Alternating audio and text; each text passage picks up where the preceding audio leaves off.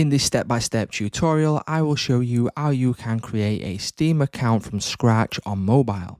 So to do this, the first thing we need to do is head over to a browser, and then you want to search for Steam.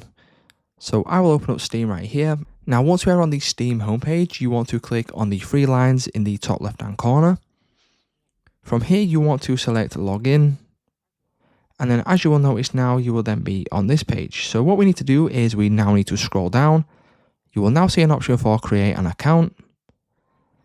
And then you can click on this, which will then bring you over to here. Now what you want to do is you want to start off by entering in your email address. Once you enter in your email address, you need to choose your country of residence. I will leave this as United Kingdom. And then you want to complete the verification by checking the box right there to verify that you are a human. As you can see, if you then scroll down, you will then see the Steam's terms and services. If you're happy with these, click on the I am 13 years of age or older and agree, click on continue. And then once you do this, what you now need to do is just simply verify your email. So once you go to your email, you will then get an email that looks like this. You just simply want to click on verify my email address. Click on your browser, and then as you can see, your email has now been verified. Please return to the previous window to complete.